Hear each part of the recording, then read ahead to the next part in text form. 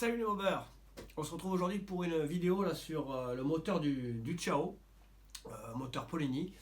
Donc là déjà, pour commencer, je suis un peu pris là, j'ai la voix un peu dégueulasse parce que j'ai chopé la crève. Donc vous étonnez pas si j'ai une voix un peu bizarre. Donc là, je devais continuer le moteur du Vogue, mais malheureusement Pierre a beaucoup de travail en ce moment. Donc il a pas trop le temps de me sabler le haut moteur. Donc j'ai décidé de reprendre, enfin de réviser le moteur Polini, comme je l'avais annoncé, parce que j'ai envie de rouler un peu là avec le Ciao, avec mon moteur, qui a fait 500 km. Voilà, donc le rodage est théoriquement terminé. Donc c'est l'occasion d'ouvrir le haut moteur, de vérifier qu'il n'y a pas eu de soucis au niveau chauffe, tout ça. Ça peut peut-être des presserrages, aussi changer les joints. Je vais en profiter également pour faire une chose que j'avais pas fait, c'est-à-dire la prise des diagrammes et le squish, tout ça, le taux volumétrique. Pourquoi je l'ai pas fait? Parce que à l'époque, comme j'avais assemblé ce moteur qui était quasiment full Polini, il y a le carter, le cylindre, culasse, piston. Je me suis dit je vais faire un assemblage plug and play. Voilà, je pense que étant donné que c'était que des pièces Polini entre elles, prévues en plus, parce que le Speed Engine il est vraiment adapté pour les kits, les hauts moteurs 65. Donc je me suis dit c'est pas la peine de vérifier toutes ces données là. Après c'est vrai que j'ai quand même un peu regardé à droite à gauche et c'est sympa de voir, de regarder un peu ce que vous avez dans votre moteur, et en plus ça peut être important parce que des fois j'ai vu que même d'origine en plug and play les switches sont pas les bons, tout ça. Euh, donc on va vérifier. De toute façon je modifierai rien, c'est juste pour vérifier, regarder et dire ben voilà, tel diagramme, voilà ce que vous avez dans ce moteur là d'origine. Je verrai peut-être après avec le squish comment je peux influer, peut-être en modifiant les épaisseurs de joints. D'ailleurs, j'ai pris là, du papier à joint avec différentes épaisseurs, donc on verra ensemble le squish qui est le mieux adapté pour ce moteur-là, savoir performance mais aussi fiabilité. Donc voilà. Je ferai aussi une petite vidéo bonus à la fin. Parce que j'ai vu que mon élévateur à mobilette, là, ça vous est pas mal intéressé. Donc je vais un peu vous donner plus de détails sur ce bricolage. Allez, mais sans plus attendre, on arrête le blabla et on attaque la mécanique. La vidéo se fera en deux parties, je pense, parce que ça risque d'être long. Donc je ferai ça en deux parties. Donc en premier lieu, on va démonter le tout. Inspecter le tout et ensuite viendra une autre vidéo où on prendra donc toutes les mesures pour adapter tout ce qui est montage des joints, on va dire par rapport au squish, tout ça. Ce qui est les diagrammes, bon de toute façon je ne changerai pas grand chose, voilà. À savoir que le fait de changer les hauteurs de joints, ça influe aussi sur les diagrammes. Donc on verra. Pour l'instant, c'est démontage, vérification. J'avoue que je suis quand même assez curieux de voir ce qui s'est passé là-dedans. Voilà, parce que j'ai fait 500 bornes. J'ai quand même pas mal investi sur ce moteur. D'ailleurs, je vais vous rappeler un peu la configuration. Donc là, on a un carter Speed Engine, donc qui est le carter, on va dire, de base chez Polini. Qui permet d'appairer des kits, on va dire, jusqu'à 65 cm3 max. Ça, voilà. Après, c'est plus trop adapté. Ça peut se faire, mais bon, c'est pas top. Vous n'avez pas de clapet. Voilà, vous avez une simple admission classique, voilà, qui vient ici. Donc, d'origine, Polini vous livre une pipe en 13. Et on va dire que si vous montez un kit, alors vous pouvez monter des kits plus petits que le 65, on va dire qu'en 13, ça peut passer, mais c'est vrai que si vous montez un kit supérieur, voilà, donc là moi je suis arrivé vraiment à la limite du carter, c'est-à-dire que j'ai monté un kit 65, monter un chat de 13 sur ce moteur-là, c'est pas terrible, c'est même dangereux, voilà, d'autant plus que si ben, vous adaptez aussi l'échappement, tout ça, ça risque de pas, enfin, ça va pas être suffisant. Donc usure prématurée, voilà, faut bien l'hydrater ce moteur. Donc il faut prévoir, dans le cas où vous montez un kit, on va dire 65 hein, maximum, ben, une pipe, hein, voilà, une pipe, alors celle-là je crois que c'est 14-21, je l'avais faite usiner par Outal 777, et j'ai monté un petit carbu PHBG de 17,5, voilà, qui est un bon compromis. Alors j'aurais pu monter du 19, mais le problème c'est que bah, je voulais un truc vraiment adapté, surtout que comme vous le voyez, j'ai adapté un filtre à air un peu la mort moi le cul, hein. Parce que tout simplement j'ai pas réussi à caser de filtre à air dans l'habitacle du moteur. Voilà. Pas mal de mobbers à l'époque m'ont dit oui, oui, c'est possible, c'est possible. J'ai un peu tout essayé. Bon, c'est vrai que j'aurais pu aller plus loin dans le délire, mais voilà. D'ailleurs, j'ai regardé la dernière fois, je crois que c'est une vidéo de Pablo Pinasco. Salut Pablo. J'ai vu qu'il a fait la même chose que moi. Il s'est pas emmerdé, hein, voilà. Bon, je sais que c'est pas top, mais après, bon, quand on voit certaines machines, hein, voilà, vous avez simplement une tulipe, l'admission est grande ouverte. Là, quand même, voilà, on a pris la peine de mettre une grille. Alors, je sais que certains me diront que c'est pas bon. Bon, moi, ça fonctionne très bien. Euh, Après, le Sico, voilà, hein, et je ne m'amuse pas à aller dans la terre avec ou à le sortir quand il pleut. Voilà, c'est vraiment un Sico. Je le sors pour me faire plaisir quand il fait beau. Puis bon, vous voyez, là, voilà, je prends aucun risque. J'ai fait 500 bornes, je fais mumuse, je démonte mon moteur, je vérifie tout. Donc voilà. À l'avenir, peut-être que je monterai une admission latérale. J'y ai pensé. Voilà. D'ailleurs, bah, ciao, il est là. Je vais vous montrer parce que j'avais dû ouvrir une fenêtre, voilà, que vous voyez là, pour pouvoir faire passer des éléments du carbu, notamment la vis d'air. Ça a tapé, enfin c'était vraiment le gros bordel. Et je l'avais un peu plus ouverte par rapport au fait que je m'étais dit peut-être qu'un jour je monterai une admission latérale.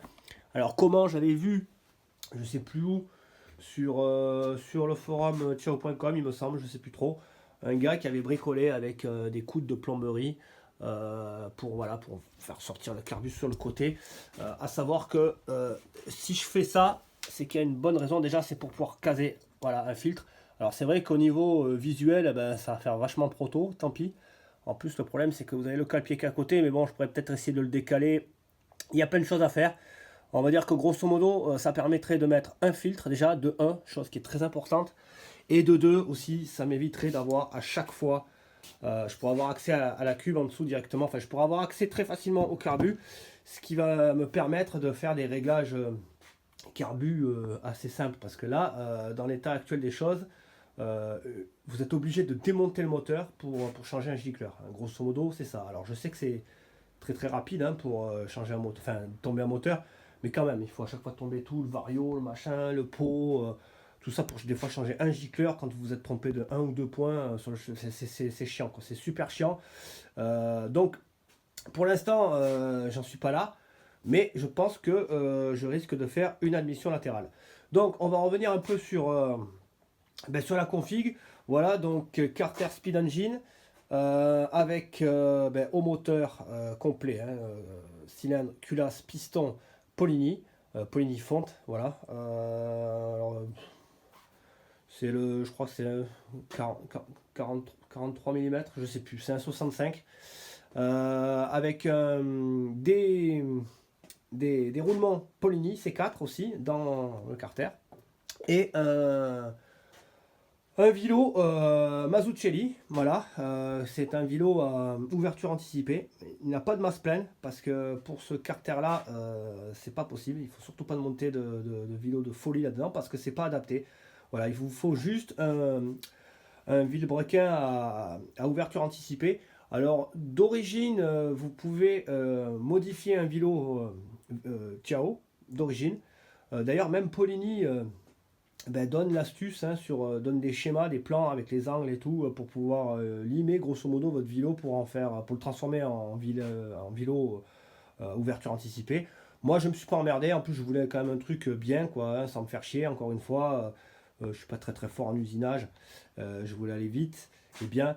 Donc j'ai acheté ce vilebrequin, je crois qu'il m'a coûté 90 euros, il me semble. Vous voyez, il y a encore le carton qui est là. Voilà, Mazzucchelli.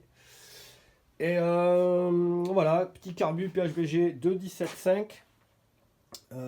Et le pot, ouais, le pot très important, voilà, c'est le Top One, je vous l'ai déjà montré, qui est super bien adapté à cette motorisation.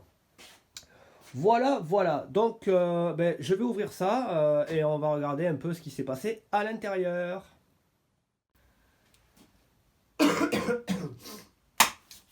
Alors, j'ai démonté les boulons, voilà, donc il y en a 3. Au passage, sur le Polini Top One, vous avez un système qui est très astucieux. Alors, je ne sais plus, voilà, il est là. D'ailleurs, quand vous achetez le pot, il vous livre un écrou comme ça. Bon, moi j'en avais déjà. Et donc, il y a un écrou qui est un accès plus long. Et qui, en fait, sur le goujon, le gouchon de votre cylindre, lui, il mord jusque là. Ce qui laisse, en fait, au-dessus la possibilité de visser un écrou. Voilà. Et le pot en fait a un retour, hein, je vous le montrerai tout à l'heure, ce qui permet en fait de, vous avez le pot qui est tenu à la mouchure ici, un autre point aussi là qui vient s'accrocher là, et bien sûr la cartouche qui est accrochée derrière sur le cadre. Donc voilà, c'est un système très astucieux qui permet vraiment de bien solidariser le pot au moteur. Voilà, donc là, hop, alors je dois avouer que je suis étonné. Je suis étonné parce que j'ai fait 500 km avec. Et franchement, je vais vous montrer, je vais prendre la caméra. Hein. On va voir ça ensemble. Voilà. Regardez-moi ça. Comme c'est propre. Voilà. Quasiment aucune calamine, quoi. C'est délirant. La culasse, pareil. Hein. Vous voyez, c'est...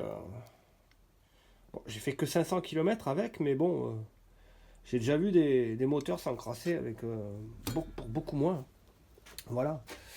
Donc là, je vais reposer le téléphone et sortir le cylindre. Et on va regarder tout ça ensemble. L'état du piston aussi. Hop, j'essaie de trouver le bon réglage. J'espère qu'on y voit bien. Tac. Allez, c'est parti.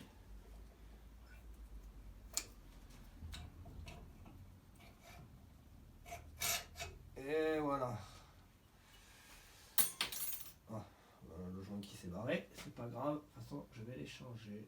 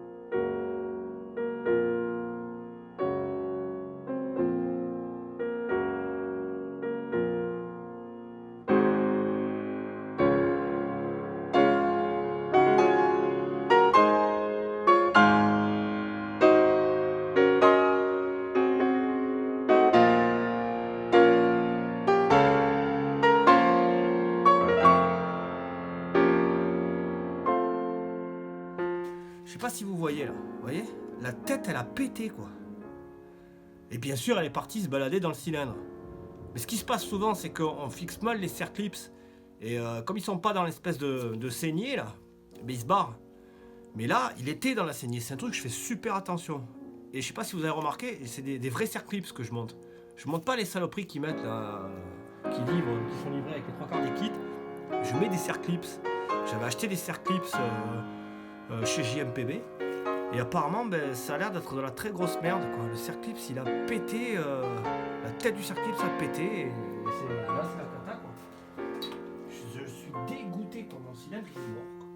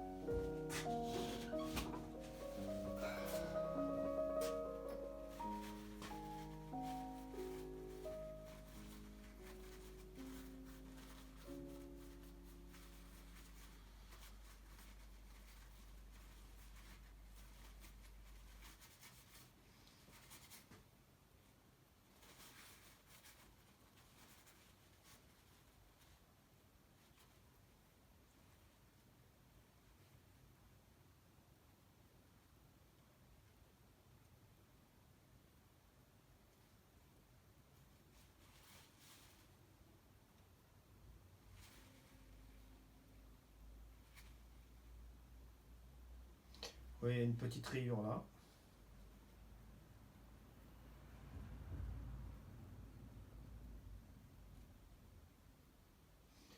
Le piston, il n'a pas grand chose, hein. Je sais pas si vous voyez là. Il y a juste une petite rayure là. Alors, l'endroit où le circlip a pété. Alors si j'arrive à sortir lui. Je comprends pas qu'il fasse des machins aussi serrés là.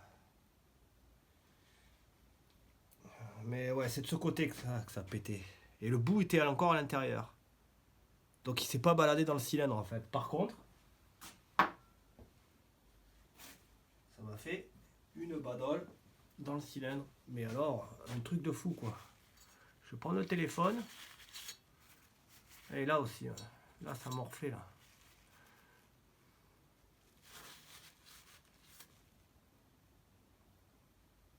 Je sais pas si on voit. Là, tac, et il y a une badole aussi en bas. Alors, peut-être que j'ai un bout qui a terminé à l'intérieur. Je sais pas.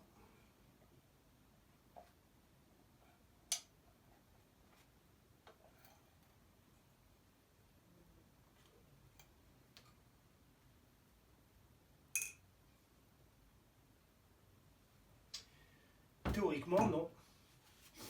Vu que le Circlips, hop, je vais prendre le cylindre et vous montrer. Je sais pas si vous verrez. J'essaie de le prendre bien. Hop, voilà, là on le voit bien. Vous voyez, il y a une belle badole là. Ici et en bas quoi, de la jupe. Vous voyez, ça fait un espèce de trait. Je sais pas si on le voit là. Voilà, tac. Et ce putain de Circlips, hein, je dis bien ce putain de Circlips, il était dans son logement. Vous voyez, je vais essayer de vous montrer. On n'y voit rien évidemment. Voilà, avec une petite. Je vais essayer. Voilà. De vous montrer ça. Voilà. Voilà. Je sais pas si vous le voyez. Où est-ce qu'il est, putain. Il est là. Hop, tchac. Voilà.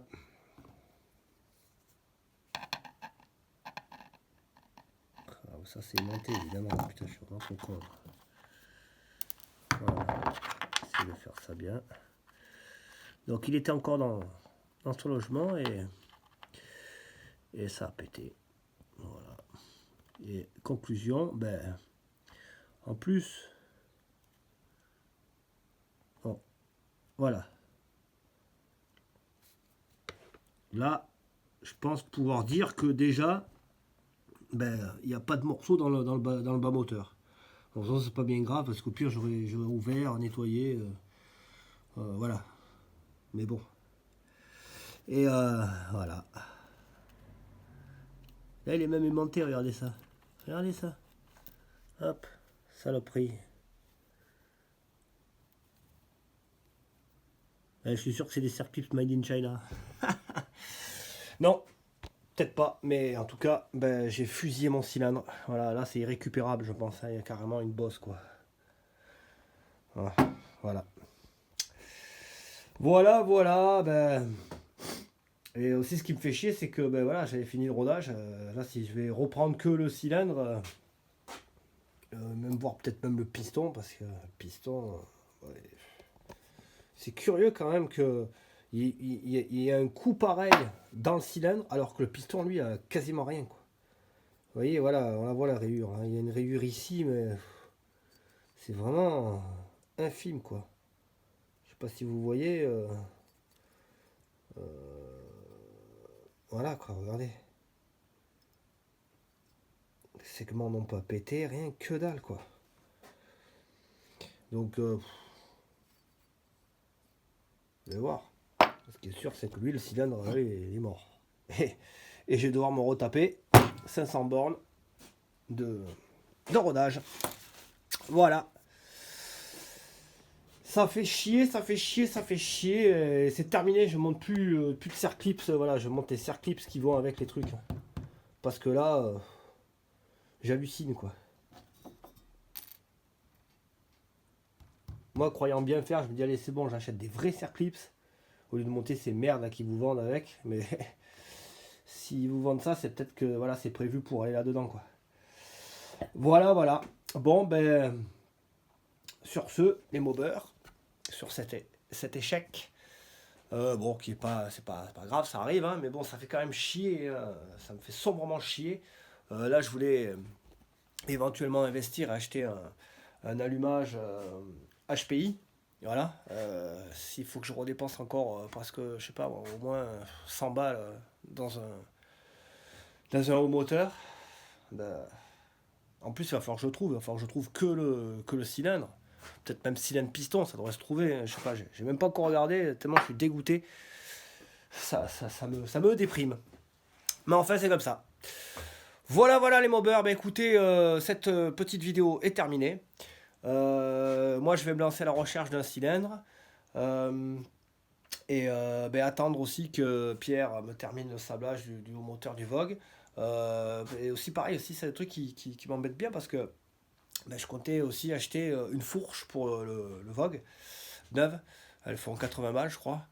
Et là ben, c'est vrai que ben, il faut que je rachète en plus un moteur pour le chien quoi. Donc ça le fait pas. Donc voilà, ben, je continuerai peut-être la mécanique quand Pierre aura fini. Hein, je récupérerai le haut moteur et je commencerai à l'assembler. Voilà. Et en attendant, ben, je vous tiens au courant hein, pour le haut moteur du Ciao. Allez les mobbers, je vous dis à plus. Ciao ciao.